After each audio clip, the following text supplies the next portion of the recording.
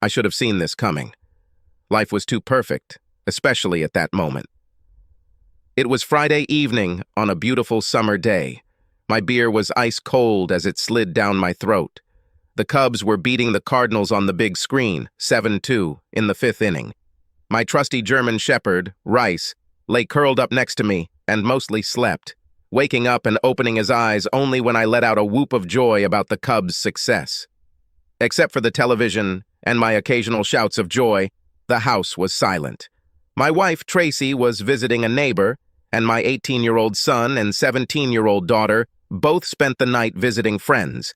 It was just me and the dog, the booths, and a box of Corona in the refrigerator.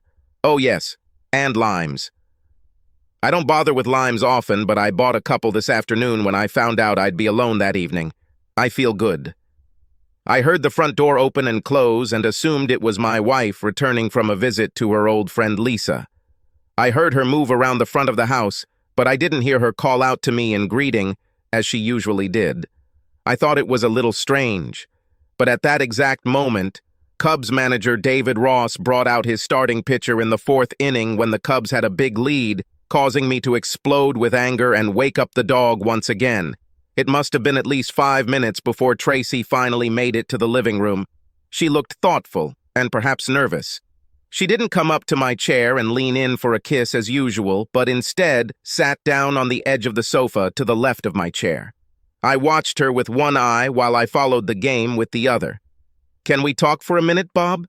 she asked, in a voice that I could barely hear over the noise of the TV. By this point, she had my full attention. "Of course," I answered. I noticed that there were beads of sweat on her forehead and she seemed to be breathing heavily. I wondered if anyone we knew had gotten sick or died. "Can you turn off the TV, Bob?" she asked, clenching and unclenching her fists. Turning off the TV in the middle of a Cubs game? She knew what she was asking. It had to be something serious. Death, not illness. I had an unpleasant feeling in my lower abdomen. I grabbed the remote and turned off the sound. "What happened, baby? You don't look good. Did someone die?" "God, no." "Nobody died," she answered quickly. "It's just that this is very important to me, and I need to make sure you're listening to me completely." I nodded without saying anything. A traffic jam of bad thoughts formed in my brain. We sat staring at each other for at least half a minute. There was fear in her eyes and something else, perhaps anger. "You know that I love you completely, and I would never cheat on you. I would never date another man behind your back, right?" This wasn't exactly the question I was expecting. Suddenly, the dinner I had eaten earlier in the evening and the 2 beers I had drunk during the game seemed to want to come back, right there on the living room floor. I nodded silently again. "I'm 45 years old, Bob. I've only slept with one man in my entire life besides you," she began. "I'm still an attractive woman. My friends even say that I am a hot mom. I want to sleep with another man, just once, so I can feel the thrill of meeting a new man, another man, one more time, before you and I grow old together. What the hell is this?" I sat motionless. I don't know how long. It sounded like a speeding train was passing right next to my ears. No, absolutely not," I shouted back, jumping out of my chair. "This won't happen as long as I'm breathing." She looked at me with wide eyes as I paced back and forth. It must have been a bad dream. I must have fallen asleep in my chair and found myself in the middle of a nightmare. "This has nothing to do with you and me, Bob. It's all about me, my needs as a woman. Come first as far as you and our family are concerned," she said, her voice seeming to grow stronger and more confident as she spoke. "I think I've been a pretty good wife and mother all these years. I always put family first. This time I need to do something for myself. I need to do this to feel like a sexy woman in control of her life. Don't you feel like a sexy woman with me?" I asked, realizing that I sounded like a whiny loser. "I tell you that I love you all the time. I think I'm constantly showing you that you are a sexy woman. I still lust after you, and I'm pretty sure I'm not hiding it too much. You do, and I like it, but it's about something else.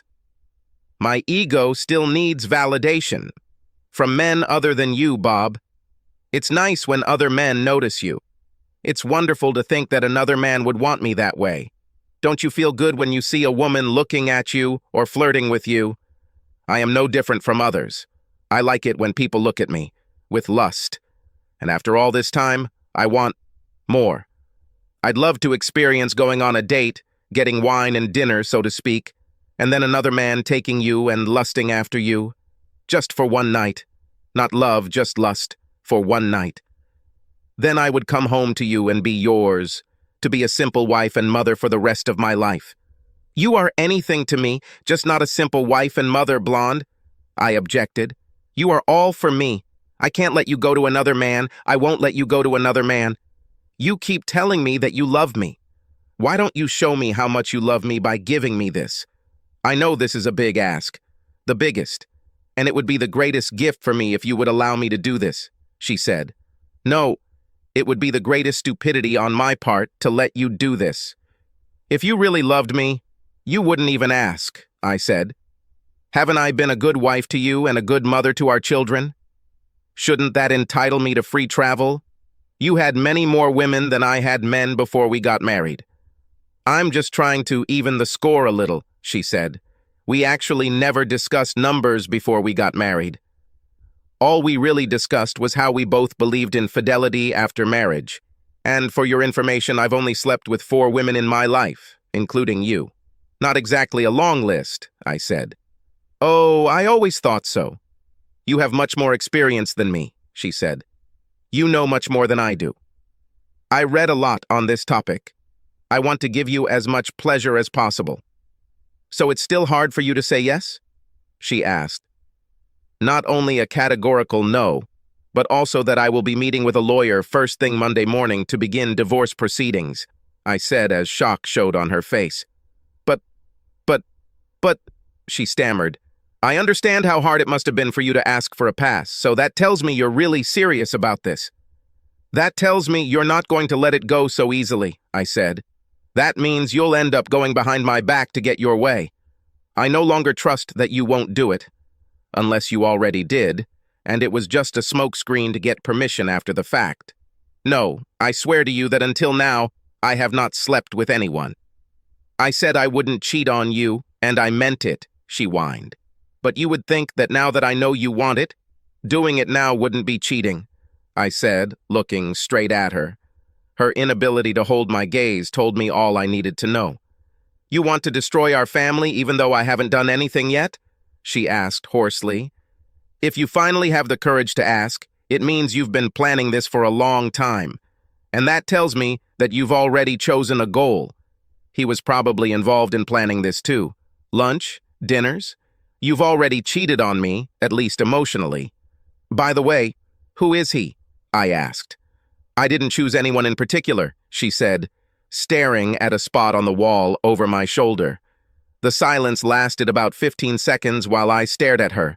She turned bright red when she looked at me and realized that I was looking at her with disbelief on my face. You don't need to know, Bob, she said quietly. You're right. I don't need to know. But I want to know the name of the person who is ruining what I thought was a wonderful marriage. You can tell me, or I can call all your close friends, and also your boss, and all your colleagues and ask them, I said. Her mouth dropped open in shock. You wouldn't, she began to say. I would not? What do I have to lose? My life is in a ditch and my marriage is falling apart. What should bother me? What about my embarrassment? She squealed. I shrugged and tried my best to hide my smile. Name? I asked sharply. Dan Wilson, she said quietly. Please, Bob, don't hurt him. I don't guarantee anything. I grabbed the remote and turned the game back on. She chuckled, brushed away her tears, got up from the couch and went upstairs to our bedroom. My eyes watched the rest of the Cubs game, but nothing registered in my brain. I can't even tell you what appeared on the screen after the game, but I know I sat in front of the TV for at least 2 more hours. Although I think I did a pretty good job of hiding most of my feelings from my wife, I was actually devastated. I had no idea that my wife was planning to sleep with another man. Looking back, I suppose I should have seen signs of her dissatisfaction with me, or her life, or something else. Over the past 3 months, Tracy has become somewhat distant, not only from me, but also from our children. In fact, my daughter Sherry was the first to notice. Asking me if Tracy and I had been arguing, I noticed that the intimacy between us had also decreased. Sex 2 or 3 times a week dropped to once every 2 weeks, and not for lack of trying. I wondered if some early changes were happening to her. Then there were phone calls that were received outside the room, something that almost never happened until recently, in addition to almost constant evening text messages. When I asked about it, she stated that it was Lisa who was having problems with her husband Jerry.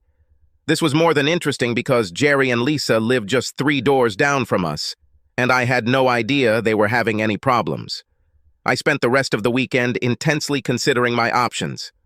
I told Tracy that I was going to file for divorce as quickly as possible, but first I needed to look into every aspect of it, my marriage and my family.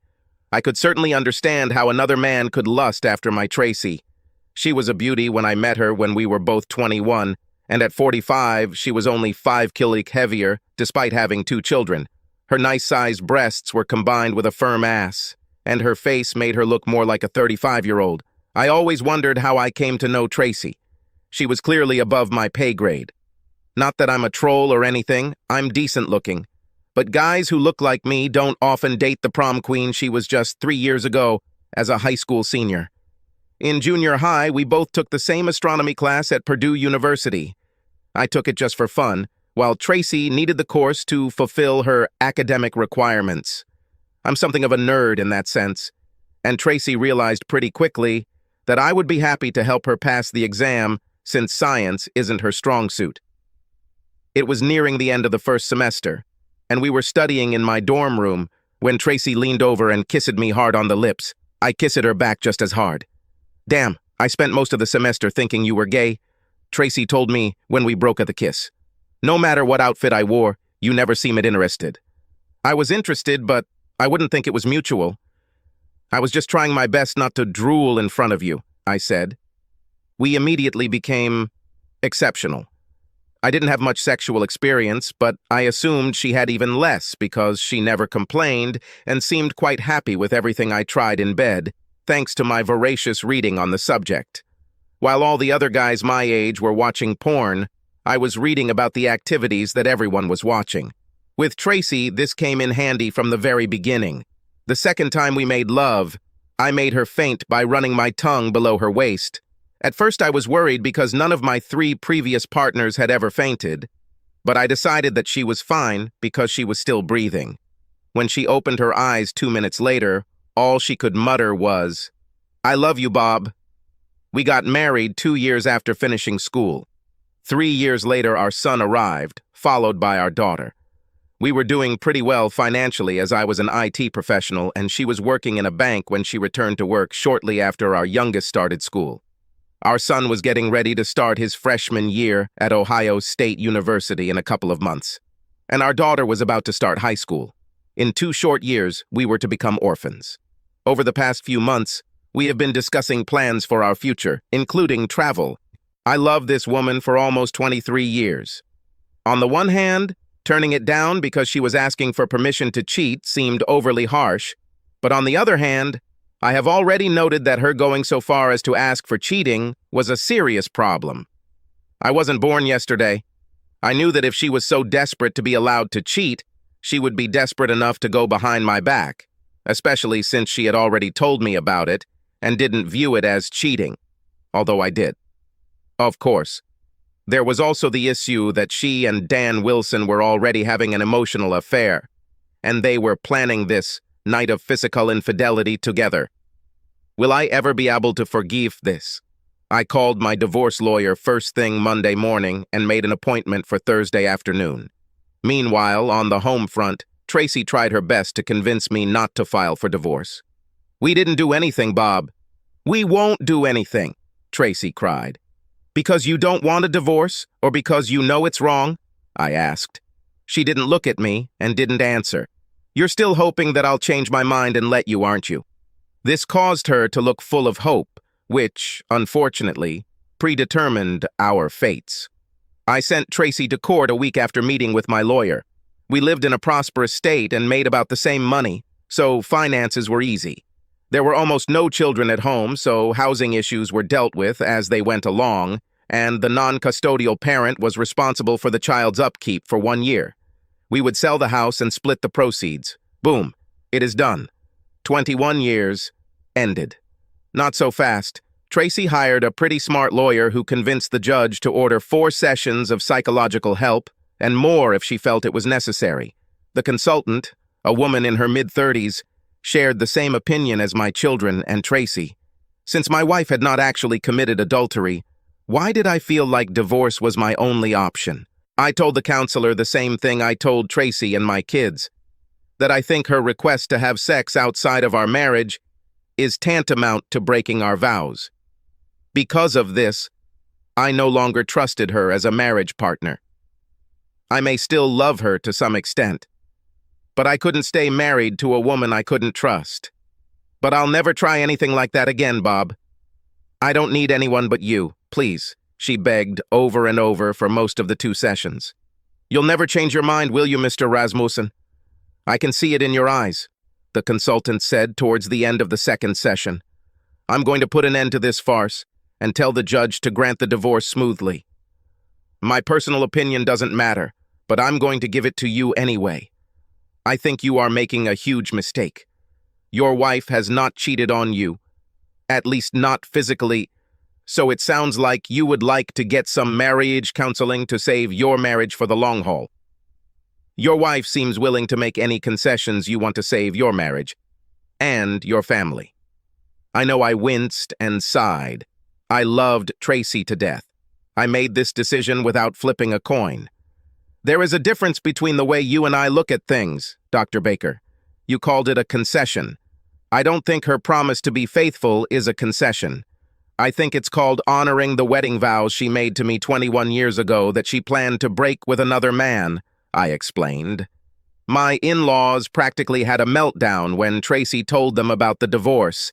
My mother-in-law called me the next day and screamed insults for a good 15 minutes, taking only one breath during the whole diatribe.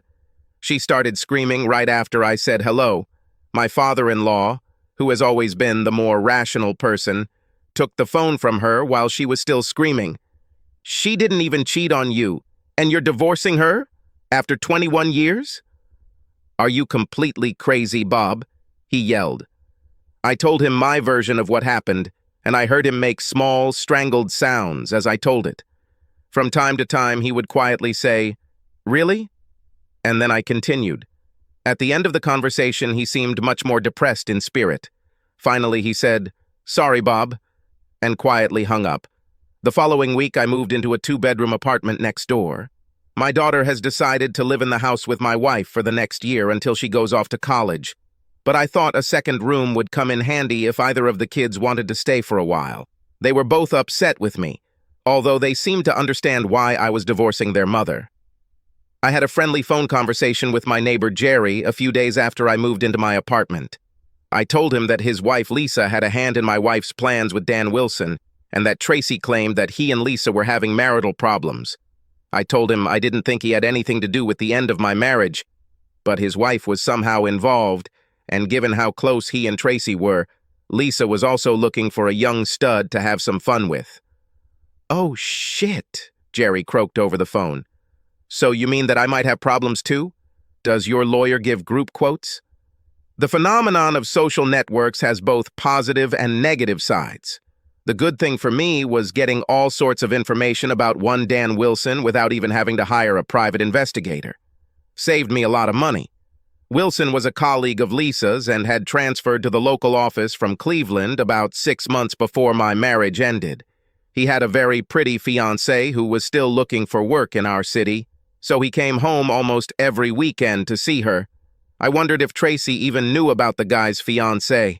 Now everything is lost, except for the phone call I made to Wilson's fiancée. Shortly after this, I heard from some sources that Dan's wedding had been called off, and his fiancé had said that he could be with his old lady full-time. Did I mention that his fiancée was the daughter of a very rich man? 2 weeks before the divorce was final, Tracy and I celebrated 22 years of marriage. I had to admit that I was hurting inside about what I had lost, but the longer I sat watching Wanton TV before dinner, the more I knew I was doing the right thing. I would have spent the rest of my life searching for evidence that she was cheating on me if I had stayed married. I knew with every fiber of my being that sooner or later she would find a way to cheat on me. She hated losing at anything and viewed not getting her way as a loss that needed to be corrected. I drank a single malt and was in bed by 10 p.m. Happy anniversary to me. My phone rang around 1 a.m. and I noticed it was my soon-to-be ex-wife. I thought about letting it go to voicemail, but since I was already awake, I answered the call. Ugh. Hey. Oh, hell yes, she screamed, apparently during lovemaking. I've heard those sounds often enough to know she wasn't faking it. There was another unintelligible squeal before Tracy urged her partner, presumably Wilson, to take her harder. I should have ended the conversation immediately, but I froze in place. I listened for another 2 minutes, long enough to hear Tracy's lover growl from his own release. Then I hung up before they started cooing at each other after sex, wishing I was on a landline so she could hear me slam the phone down. If I had even the slightest doubt that I was doing the right thing, it would seal our fate.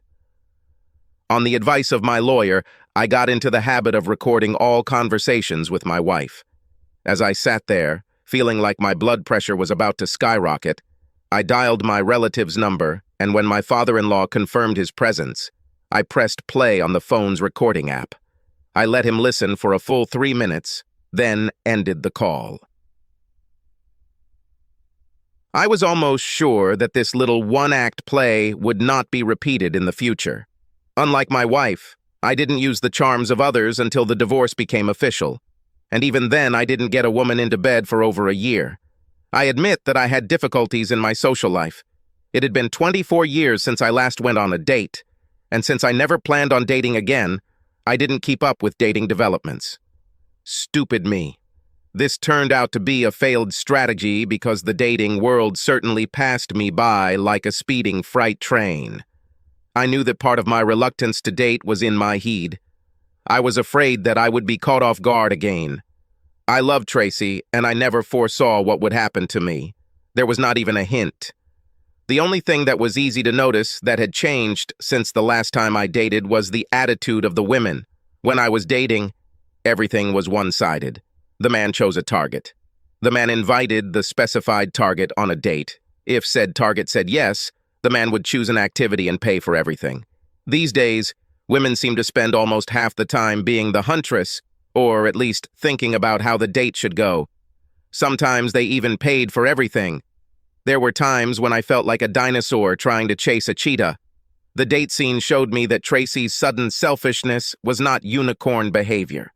Along with feeling more empowered, today's dating women are definitely more self-centered. Many of them wanted their own way, even to the detriment of their partners. If it was good for them, then it would be good for their partners and their loved ones. Been there, done that, and all this recently. I'm not going to complain about the physical aspects of sex with a woman in her 20s. Okay, the first few times women nearly killed me. I was pretty sure I pulled a muscle. However, once I got used to physical intimacy, the level of pleasure went through the roof. I'm not saying Tracy wasn't good in bed, but at 45, she didn't have the energy and flexibility of a 20-year-old. Of course, I also did not have the regenerative abilities of a 20-year-old man, but I still knew something that would please a girl. However, it was not only about younger women. I've dated and made love to women ranging from about 25 to 55. I guess you could call me an equal opportunity enthusiast. However, I always primarily looked for women around my age, in my comfort zone, so to speak. It had been a busy week, and after finishing a meeting with a new client on the other side of town, I walked into the bar of an upscale hotel, still dressed in my suit. I sat on a high stool at the bar and ordered a single malt Glenmorangie. It was about 7 p.m. when I walked in, and about an hour later, a group of women from the bachelorette party were seated at tables marked reserved. There must have been about 15 of them, and they were all quite noisy. I decided to stay a little longer and watch the fun, so I ordered food from the bar.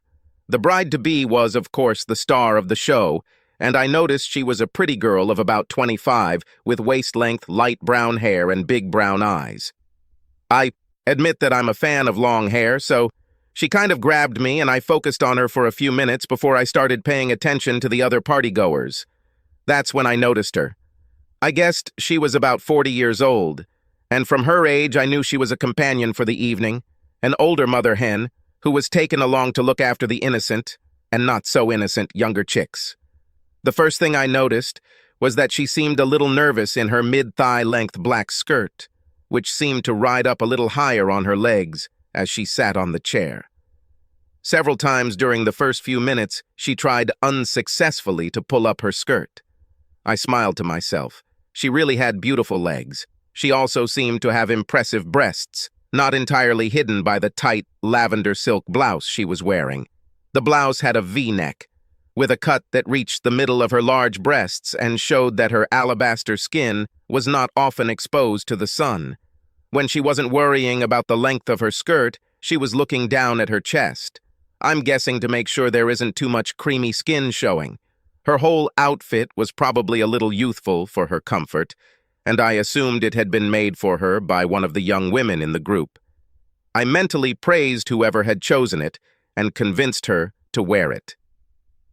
The women definitely seemed to be enjoying themselves, laughing, drinking and eating, and when the three-piece combo started playing, several of the women got up and started dancing with each other.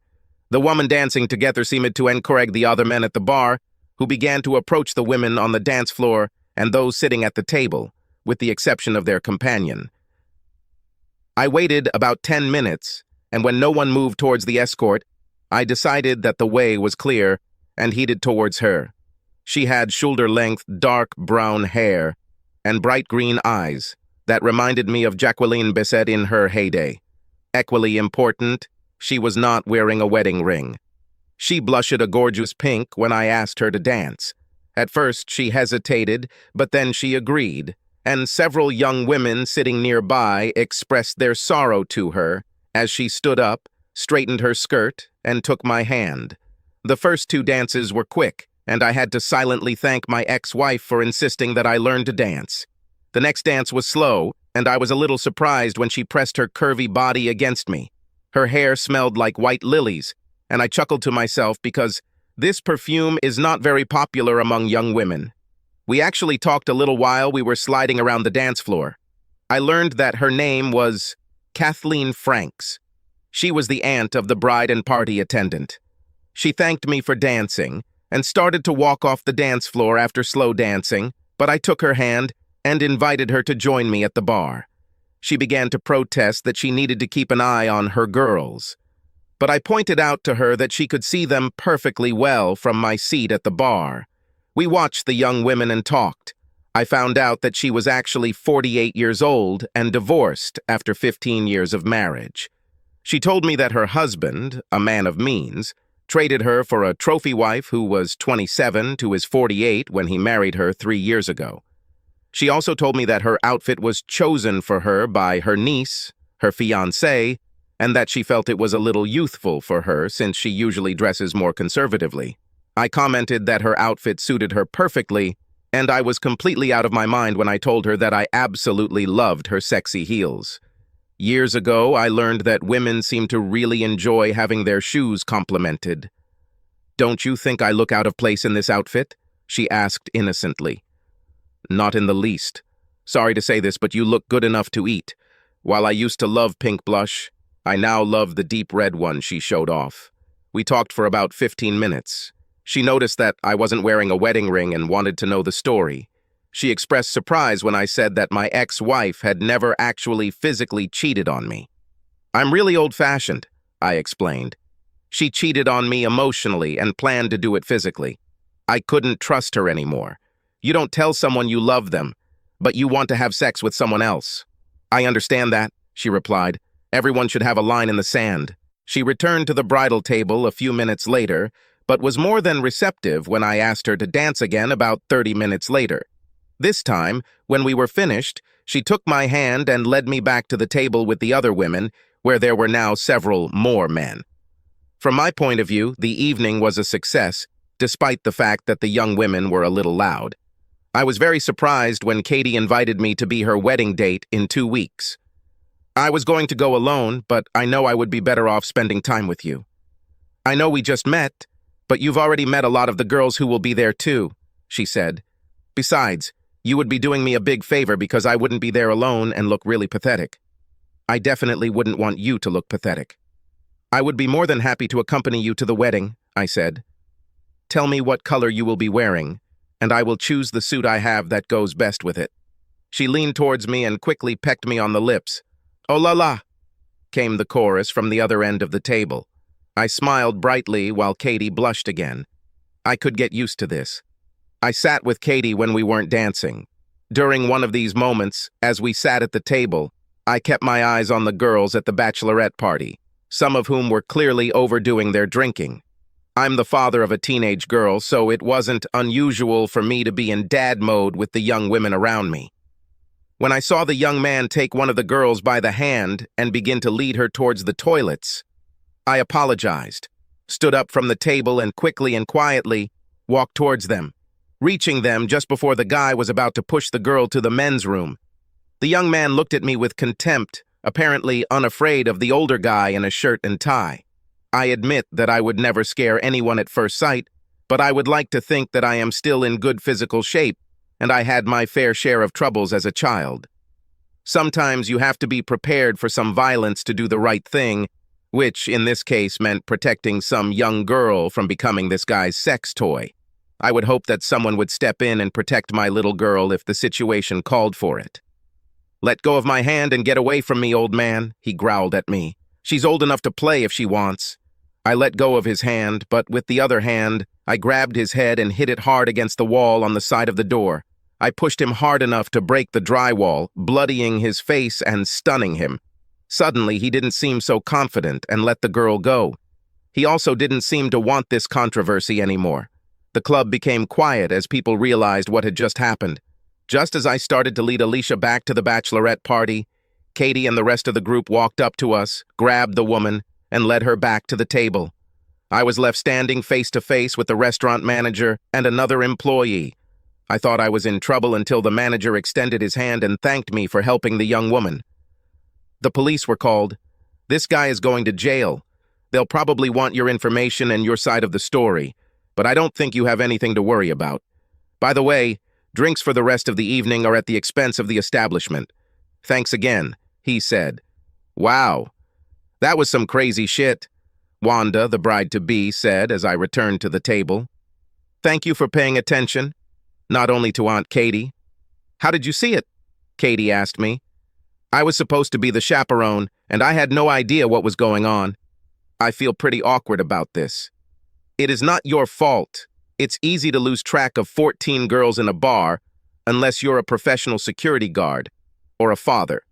Fathers, at least most of us, have what I call a father's vision. I chatted and smacked with the women at the table until they decided to leave and spend the rest of the evening somewhere else. I kissed Katie softly on the lips as we said goodnight to each other, feeling pretty good and having her number in my phone. Get a room, said one of the girls to the hoarse laughter of the group. I gently licked my lips and tasted Katie's lipstick as I watched the women leave the restaurant. I took my drink back to the seat at the bar I had previously occupied. Looks like you did pretty well, the bartender chuckled as I sat back down. Who would have known? I answered with a laugh. Hen party? Give me one for the trail so I can celebrate my good fortune before I go. My new best friend, Sean the bartender, earned himself a double whiskey as his tip for the evening. Katie's dress for the wedding was light blue, so I wore my dark blue pinstripe suit, which I consider my me-room suit. I thought we made a beautiful couple, as did several of her relatives at the wedding. Several people came up to me at the wedding and thanked me for looking after Alicia. Apparently, the bride had spent the previous 2 weeks telling anyone who would listen that I was some sort of hero. Heroic and beautiful. What a wonderful combination, said Kathy's sister, Donna Fulham, the bride's mother. as she approached us to introduce herself to me before the wedding. "Thank you for helping the girls a couple of weeks ago, and for making my sister look like she has improved taste in men." I also met Katie's 24-year-old daughter, Marissa, and her fiancé, Ben. "Well, at least one of my parents isn't begging for dates in elementary school," Marissa said when she met me. "Dad will definitely hate you if you stay here long enough to be introduced." By the time the reception ended, I knew Katie and I would go the distance. A month later, I introduced her to my children. My son quickly became attached to her, but my daughter was a little standoffish. She was still a little mad at me for divorcing her mother, even though your mom didn't even cheat on you. However, my son understood it. He had a serious girlfriend, and one evening we discussed fidelity and what it meant to each of us at length. My wife Kathy and I retired several years ago. We celebrated our anniversary with a cruise to Alaska. With the help of daily Cialis and Astroglide, we make love every morning before showering and getting on with our lives. At our age, it's more about connection than sex. All 3 of our children are married and successful. In total, we have 6 grandchildren. I've only spoken to my ex-wife maybe a couple dozen times since our divorce, counting our children's weddings and Christmas holidays. She was married and divorced a second time. My kids tell me that she blames me for her life being the way it is. I never actually cheated on him, she still tells them. Some people just don't understand it.